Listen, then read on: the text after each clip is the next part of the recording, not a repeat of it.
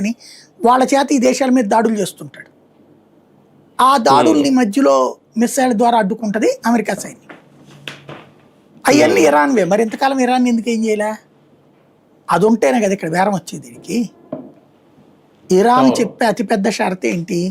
మధ్యప్రాచ్యం నుంచి అమెరికా వెళ్ళిపోవాలి, గల్ఫ్ దేశాల్లో ఉన్న బేసులన్నీ తీసేయాలంటది.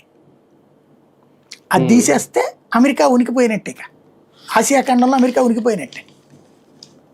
అది ఒప్పుకోదు, ఆ షరతు అవ్వదు. అయితే గీతే ఏంటంటే ఈ గల్ఫ్ మీద ఏదైనా డబ్బులు వసూలు చేసుకోవడానికి ఇద్దరు కలిసి కూర్చుని వసూలు చేసుకోవాలనుకుంటూ కొన్ని రోజుల పాటు యుద్ధాన్ని పోస్ట్ పోన్ చేయడం లాంటిది ఏదైనా చేయొచ్చు ప్రస్తుతం.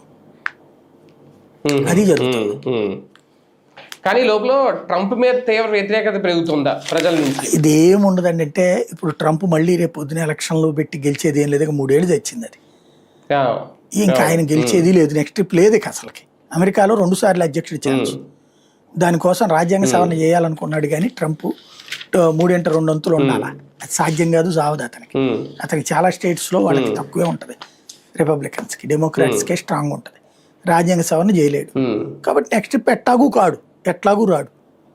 అయితే ఇక్కడ బేసిక్గా ఏంటంటే అమెరికాలో విచిత్ర వాతావరణం ఉంటుంది. ఇప్పుడు మన దేశంలో కనుక కాంగ్రెస్ కమ్యూనిస్టులు ఎట్లున్నారు, ఇప్పుడు మోడీ నోరు తెరవాలి, యుద్ధం ఆపాలని ఇక్కడ కూర్చొని నినాదాలు చేస్తున్నారు వెరినాగన్లో. నాకు అర్థం కాంది, మోడీ నోరు తెరిచి యుద్ధం ఆపమంటే అయిపోద్దా? ఇరాన్, అమెరికా, ఇజ్రాయెల్, గల్ఫ్ దేశాలని ఆపేస్తాయా? ఇక్కడ మళ్ళీ వీళ్ళందరూ చదువుకున్న సన్నాసులు ఈ ర్యాలీలు చేసేవాళ్ళు.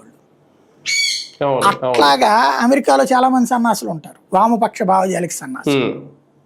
వాళ్ళు రష్యా ఉక్రెయిన్ యుద్ధం అప్పుడు ఎందుకు రాలేదు ఇట్ట రోడ్లెక్కి? అప్పుడు కూడా వచ్చారు. అప్పుడు కూడా బైడెన్కి వ్యతిరేకంగా నినాదాలు చేశారు. వాళ్ళ దేశంలో వాళ్ళ ప్రభుత్వానికి వ్యతిరేకంగా మాట్లాడడం గొప్పగా ఫీల్ అవుతారు. మన దేశంలో మన కమ్యూనిస్టులు ఎట్టా ఫీల్ అయ్యారో అట్లాగా. అదే ఇరాన్లో మాట్లాడమన్నట్ట చంపేస్తారు. చంపేస్తే తప్పు లేదంటారు అక్కడ. ఇక్కడ కాస్త ఎలవ్ చేస్తారు.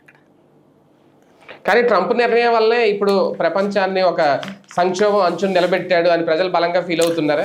ప్రాక్టికల్గా ఒకటి చెప్పాను కదా, ట్రంప్ను వ్యతిరేకించేవాడు ఆలోచన ఒకటి ఉంటుంది, ట్రంప్ను అనుకూలించేవాడు ఆలోచన ఒకటి ఉంటుంది. ట్రంప్ ఆ పని చేయకపోతే ఇరాన్ అణ్వాయుధాలను తయారు చేసుకుని హమాసోడికి ఇచ్చింది అనుకోండి, ఏం చేసేవాళ్ళం అప్పుడు మనం? ఇప్పుడు షిప్పుల మీద దాడులు చేశారు కదా వీళ్ళు, హౌతీలు చేసింది దాడులని ఇరాన్ దగ్గర, యెమెన్ దగ్గర ఉంటారు వాళ్ళు. వాడి చేతికి ఇప్పుడు ఆ మిసైల్ ఇచ్చింది ఎవరు? వాడు ఏమన్నా దేశమా? వాడు ఉగ్రవాది. ఇరానే కదా ఇచ్చింది. రేపు పొద్దున అణ్వాయుధాలు కూడా అలకేస్తుంది ఉగ్రవాదులకి.